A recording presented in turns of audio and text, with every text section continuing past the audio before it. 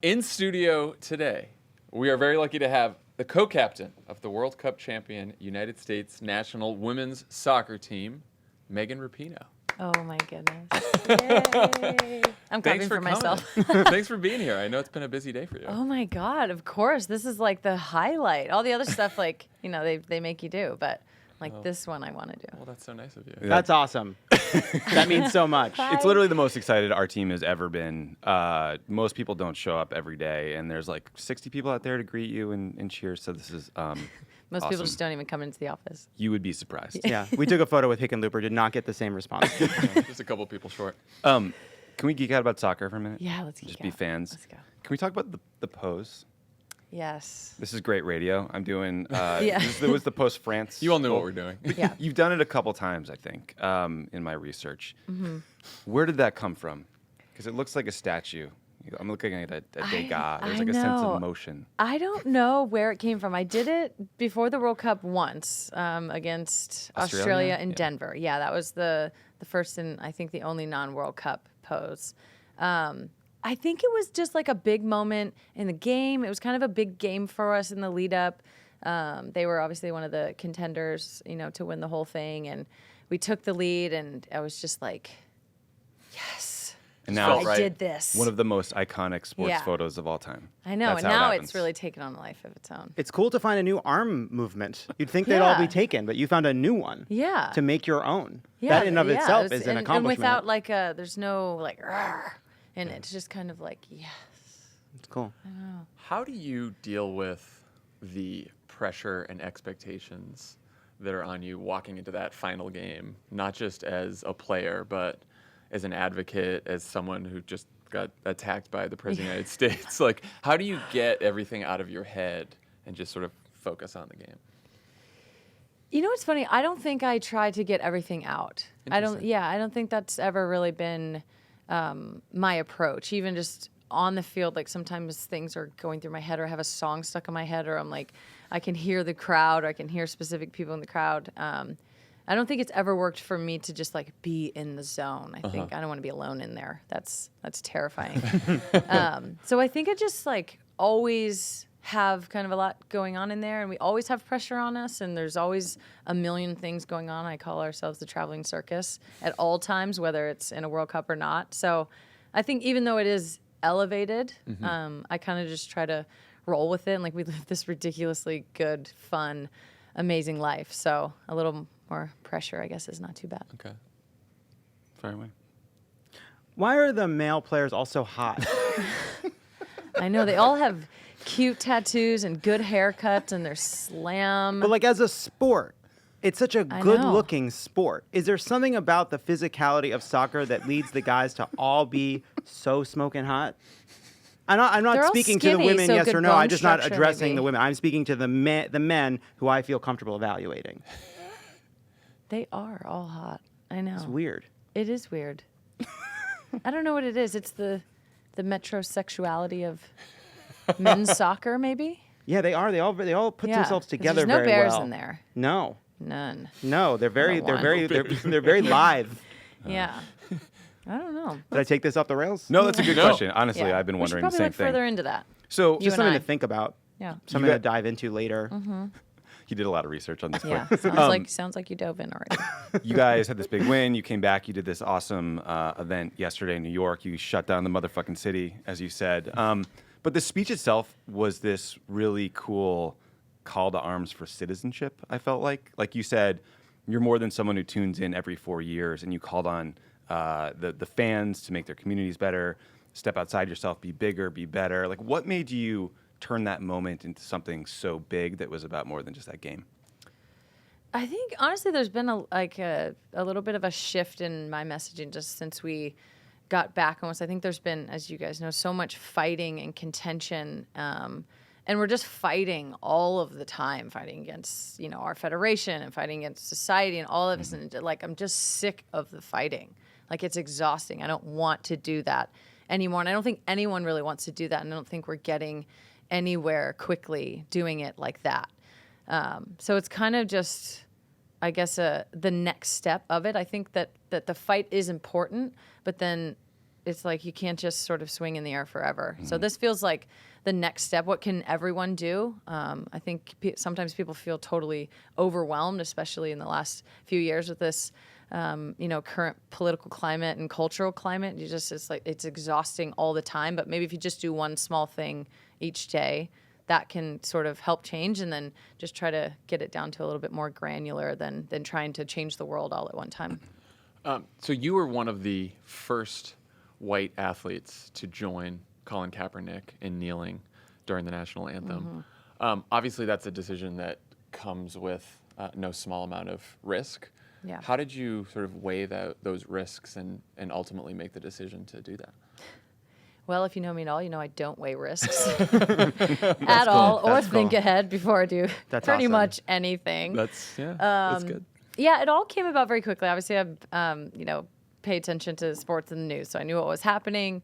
Had seen a number of interviews by him, and it just resonated very deeply and very strongly with me. And it was sort of one of those things. It was like, what do you do about police brutality in this country? Like, what am I going to do about something so ingrained as just me, who doesn't have time to get in there and make policy and be, whatever. So that just in that moment, I just felt like we had a game coming up, and it was kind of, I think maybe the night before, I just was kind of thinking about it, and I'm like, this is like something that you should do. And I just kind of just did it. Have you always been politically active, politically interested like your whole life, or is this something that happened over the last couple of years since Trump was elected, or was it? No, I think, especially since college, I think much more. I was raised in Redding, California, which is pretty, rural, small town, very conservative. Yeah. And then went to Portland, Oregon for college. And I feel like my world just got That's different. completely blown apart. Right. Yeah, I was like, first realized I was gay. Awesome. Did you not realize you were gay till you got to Portland? Yes. That happens to people. It was actually embarrassing looking back. Yeah. Like, not to stereotype pictures, but straight bowl cut the sleeves off everything. Didn't wear a shirt till I was 12. I was like, just such a little like baby butch back then. And I looked back as soon as I found out. I was like, no one told me. Did they say tomboy? This is the biggest betrayal. Did they call you tomboy? Yeah. And I was like, you're damn right, tomboy. So going to Portland, I feel like my whole world just got opened up then. So I kind of started to pay attention more. But definitely as I've gotten older, and then I think being on the team has always kind of been political. I think we have to. I think female athletes just in general, especially gay female athletes, we're just political just for being who we are. So it kind of made sense. Is it weird that, I feel like in America, we think that freedom of speech doesn't always extend to athletes for some reason, right? Like LeBron James is told to shut up and dribble. I know. Right? Brandi Chastain was told not to celebrate how she wanted to, right? Like, why do you think that is? And is that another impediment to speaking out as an athlete? I don't know why that is, because it's like some of the biggest cultural shifts and change makers in our history have been athletes. And as a culture that's obsessed with celebrity, in particular athlete celebrity, it's amazing that we don't sort of lean on those people more to kind of help shape and shift culture as it is. And I think a lot of athletes don't feel comfortable doing that. They feel like there's so much on the line, and this is their one chance to live their dream. And rightfully so. I think Colin Kaepernick, obviously the perfect example of that now. They took everything away from him on purpose just to silence his message. So I think athletes feel a fear of doing it, but it's actually very liberating too. So part of this is, what it means. There's the criticism I think you've gotten a lot of that people like Colin Kaepernick have gotten a lot of is, can't you just leave politics off the field, right? But have you ever felt like you wanted to do that? Just literally just play the game and leave politics out of the field? Or is it possible for you to participate in sports without commenting on the ways in which being an athlete as a gay woman changes what it means to play in sports? It's impossible. It's totally impossible for me to do that. And I think really for any athlete, it's such a cross-section of society so often. So in that sense, I think it doesn't feel exhausting. I think a lot of people ask, how do you sort of manage both? And it's like, this is just normal normal life, and it doesn't feel exhausting. It would be exhausting to not talk about it, because then you constantly have this thing that's there that you're sort of pushing to the side and not talking about. But I don't think it's possible for me as a gay female athlete to leave politics to the side. When you said to 8x8, I'm not going to the fucking White House, did you have any idea what that would lead to? No. Was it very Not just at like, all. No, it was totally planned. No, it was like the jersey unveil, and it was like a, behind the scenes sort of moment. And I think I wasn't expecting it to blow up, because I think may have said it before, I would never go to the White House in this administration, or it was just pretty obvious that I would never go. So I didn't think it would be a thing. I mean, I guess you throw the F word in there and everyone freaks out a little bit. I do use it a lot. I need to maybe tone it down a little Us bit. too. My We mom do was a few like, times I on know, this. it's just in my normal flow. So I then I know. get in these public moments Yeah. and I'm, screaming motherfucker in the middle of New York City on like cable television. And Blasier's Whatever. like, you talking to me? Yeah. The culture's a mess. Is not the problem. Yeah. Curse all- right. I'm curse like, all it's you want. fine. It's fine. least of our concerns? But no, I did not think that it would blow up into the president tweeting me. What So- was that like? What was that like when you? LOL. How did you find out? Like, oh, the president just tweeted about me. From our press officer with the team. I don't actually go on Twitter all that much. Smart. And I don't have any like notifications or anything like that Smart, on, yeah. because that would just like totally drive me nuts. So I had to actually go look, because he had sort of referenced something, and I was like, oh no. And we have a good relationship. We've obviously had a lot of media incidents to handle between all of us. So I was like, oh dear, she did it again. What happened?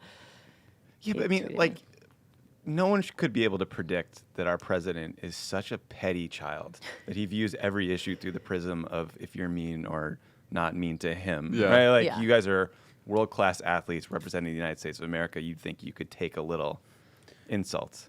But no, not with this guy.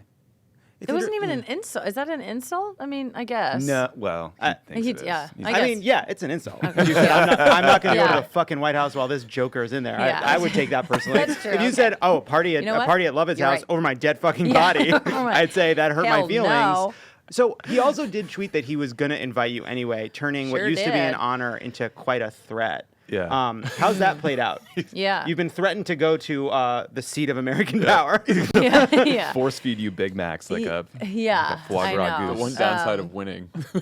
Yeah, exactly. Well, it's been oddly silent, and this is the preferred mode of communication for the president of the United States with all things in the world. Right. So it's not like there was like a another medium that he's using that I'm just Yeah, like meeting missing. Kim Jong Un at the DMZ, inviting you to Right. the White House. It's all Yeah, in the it's- same medium. It's all deal. one Yeah. in the same. But there's been no official invite yet. Not publicly. I think that there has been some reaching out from the White House and from Congress and everybody to the Federation, but there's nothing public out there yet from the White House. Which There- is funny. That is funny. Yeah. There has been like universal, I think, outrage at the fact that you and your teammates are underpaid, considering that you are the greatest in the world at doing something. Mm-hmm. Should we, as allies in this cause, be less focused on the disparity between you and the men's team when we talk about it, and just talk about the fact that you make the Federation a ton of money and you deserve like a proportional share of that? Like, what's the best way for people to fight for you? Yeah, I do think the compensation piece is talked about too much. It's a complex argument. Our pay structure is different. We play different games. We're different rankings in the world. Like, it's just apples to oranges. But I think what isn't different is investment in the teams, the care which with the teams are, thought about, whether that's branding, marketing, how much money is put in the coaching staff, how much money is put into the whole program, making it better, into the youth teams, into the way we travel and the way we stay. All of that, I think, should just be across the board the same. Until we have all of that the same and have those conversations, the compensation piece is kind of like the very last part of it. So like, why is it acceptable for all of these years that, they're just spending less in investment to grow the game? on the women's side than they are the men's side, especially since the federation is a nonprofit. Yeah. What are your next steps on the fight for equal pay? What's coming up? Mediation has been agreed upon, so Yeah. that will be set, I think, once all of the dust settles a little bit from the World Cup, or at least people get back to their inboxes and start doing emails again. We'll sit down with them, I guess, start to try to Hammer it out. hash this out. Yeah, should be interesting. Fun. Should be so much fun. Like, I love mediation. It should be interesting. I think like a lot of our listeners love you, love the national team, and like they want to support all of you guys and everything you do, but they don't know the best way to do it, in an off year, not an Olympic year or World Cup year. Like, what can they do if you're listening right now to support the women's national team, to support women's soccer in the U.S.? Well, we have a league that we play in for 5 or 6 months out of the year. So buy season tickets, give them to your friends, tell your friends and family, support that way. And that really helps support, a much larger pool of female athletes. There's only 23 players that were on the national team, and we have 9 teams in the league, and there's hundreds of players that play. I think the minimum salary this year is $15,000 for 6 months. Wow. So who are basically paying Yeah, the teams to right. play. So you can go and watch those games, watch on TV, go to national team games, tell everyone that you know about it, buy jerseys, wear jerseys to work. We're all wearing jerseys. I had We this are already. all- I yeah, had we've- this. I had this for such a long time. I always wear this jersey, and I wear soccer jerseys constantly. This is definitely not the second time I've worn a soccer jersey since I was 5 years old and cried because I wanted to go home and do math. So already there. So, yeah. And then he On became it. a math major. So yeah. And then- it worked out Amazing. okay. yeah.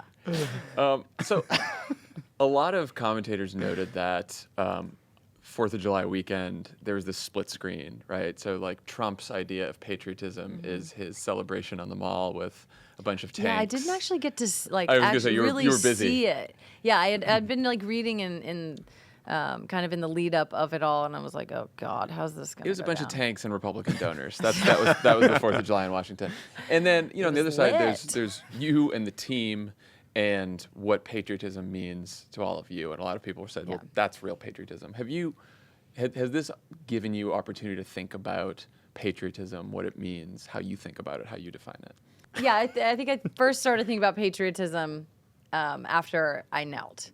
Because I actually did not think that the reaction was going to be anywhere near as bad as it was. I feel like I thought that me being an ally in that way would sort of help move the conversation maybe forward and sort of bring people together more. Maybe Right. if they see someone like me doing it, someone looks like me, my color skin, maybe a woman, a gay one, it's like, okay, I get it. It all sort of makes sense. That didn't happen. That was, wow, misread that one America in 2019. pretty severely. Let me down. But I felt like I was being super patriotic. I feel like I'm super patriotic. If we want to, be this big bad country and have, be the superpower and be leading the way in everything, and then we're just not doing that at home, I don't think that that's patriotism. That's not cool. Yeah, well, it's like loving your country is being confident enough to know that it needs to change. Right, a you little know? self-reflection, a little self-help. It's always good. Look inwards. Yeah, and I don't think criticizing your country, is bad. I don't understand why people think that makes us look weak in any way. I think being vulnerable in that way makes us look strong, and then we can actually get rid of that problem and then move on to the next one, and then we're even stronger. So I don't get it. So you have become a household name. You've become someone incredibly famous very quickly and someone who people put a lot onto, right? You represent women's sports. You represent gay people. You represent liberals in the culture now. Do you feel any pressure now different from what you felt before just to win on the field, to be this ambassador for a whole bunch of different groups of people? I felt that this World Cup, we had a lot of pressure for a lot of different reasons. I felt like if we didn't win, we would still be celebrated and it would be good, but not, the sort of monumental change that I think is happening at the moment. I think I'm still digesting it all. I almost have 2 million Instagram followers. Wow. That's almost as up good from 500,000 as winning the World days. Cup. I mean, Because here's the thing. The World Cup doesn't like you when you put a photo up. nope. It just says, Doesn't. see you later. It says see you in 4 years. Yeah, these are likes that are going to happen every Every So day. next step day. for you is Yeah. Instagram influencer. Yeah. Yeah, So brands, if basically. you're listening, Yeah. Did you feel Yeah. like you were adding pressure?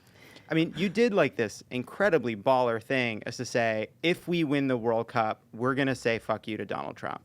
And there were a lot of people that, speaking of patriotism, decided to root against you for that. You kind of, and then you went out and you did it anyway. Called your shot. That was cool. There's like that, like Babe Ruth pointed somewhere. There Yeah, you he go. did. Lovett. You know, he pointed That's what I out. was- So I that's was what you referring did. to. You were the Babe Ruth of telling Donald Trump to go fuck himself. we got a title. Yes. So that's cool. I have been But- looking for a book title. But did you know in that moment that you were also going to be creating more pressure in an already highly pressurized way, in an already high pressurized situation, that now you've added this added thing of, if we win, we'll have like made a point to the president of the United States? I think because it happened mid-tournament and we were sort of already in the mode and we have so much pressure already. And like the first game, we already had controversy over the celebrating. And That was so dumb. I know. I'm just Come like, you on. guys really, is this what we're talking about? We're winning. We're it's scoring. Fine. It's That's what totally you do. fine. That's what you Yeah. do when you. we do Yeah. end zone dances. Yeah. We have a Right? dunk. Like, come on. Yeah. I They mean, don't why do we gotta be picked apart about it? They don't want America to score the most goals and be super pumped about it. They shouldn't have let us in the sport. You know what I mean? Exactly. It's Don't allow very, us to play. You know, it's very, Yeah. very stiff upper lip shit. You know what I mean? Yeah. Oh no, we're gonna only score the goals we need. No. Yeah, no, we're not. We're definitely not. So I think because it happened like it did, and we were already in the moment, it was already just wild as it could be, and there's no more pressure that you could put on. It's like you have to win the World Cup in spectacular fashion. What else is more than and that? then you did Not it. even Donald Trump is more pressure than that. But I think it was a little. It actually happened at a good time within like the cycle of our games as well, because we had a few days in between before the game, so we were able to like digest it and address it. I addressed it like kind of head on in the press conference, and then it was just sort of put away, and then yeah, we played in the craziest game. That game against France was amazing. The atmosphere was like nothing I've ever experienced. Insane. Yeah. That's so cool. So you might have noticed there's a primary happening on the Democratic side. There's like 35 people running. I know. You are going to be the most wanted surrogate in the history of Are you presidential ready for politics. that? I don't know. Is anyone interesting? Anybody making a couple phone calls? Mayor Pete on line 1, Elizabeth Warren on line 2. Yeah. I think that there has been interest a little bit. I have not heard directly, but I think maybe once the dust settles a Once little bit, this because I airs. want to pick the winner. Right. You know. Yeah, you don't want to be stuck with I don't someone who just collapses. sucks. You know? Yeah, that's going to be really embarrassing. Are you worried at all that dancing with Bill de Blasio is bad for your brand? Yes. yes. Yes. Definitely. He was on my float 4 years ago, and he was on it again this year. I thought, man, yeah, I hope he doesn't drag us down. The even funnier thing, better thing about your speech yesterday was when you, like Governor Cuomo, is that it? It's Cuomo? He needs Cuomo. that. Yeah. Cuomo. Yeah, they That's all need to great. hear it. Whatever. That Yeah. was honestly, you not knowing Cuomo's name in front of Bill de Blasio was the happiest moment of that. It all goes man's life. downhill from here Yeah, for him. that's- the that race, is the everything best else. thing That that's was ever that was his happened to highlight him. yesterday. We have to goodness. get you to Jimmy Kimmel, so we will leave you. Thank you so much for joining us today Oh and for my coming God. here. This is Thanks for the having highlight me of on. most people who work here. This is the highlight right here. Yeah, this is pretty good. I have to say, This is you guys exciting. were vital in my preparation and readiness for the World Cup. Music has What? no longer, can no longer be a motivation for me in my workouts. I'm just like, I hate it, I hate it, I hate it, I hate it. I already know the song. I Yeah. can't listen to music. I need something like to take me totally away from my workouts. So like literally 80% of my workouts, I listen to you guys in the podcast. It's long too, so I can like get through the whole thing. Yeah, we're I we're stay working on that. We're sorry. abreast of the news and keep myself woke and keep myself educated. And Wow. yeah, Is shit at the gym? You're like, This, instead of yes. music, what would really pump me up is a Dan Pfeiffer, Paul Ryan band. yes, That's what I yes, need right now. seriously. Like Wow. I love it. You guys delivered the news in such an easy way to digest and learn. You're so smart. You're so entertaining. So thank you for that. Oh. Otherwise, it's like I probably wouldn't have been prepared, and then like Donald Trump would be like, "See, I told her, she's trying to win." Do we get that in close up? It's the best thing that's ever happened to us. We're gonna pump really, that out you there in guys the won the world. World Cup. Yeah, I mean, We won the World yeah, fucking Cup. yeah, you did. Thank you for being here. Congratulations again. Thank You're the you. best. Thank you so much. Thank you so much.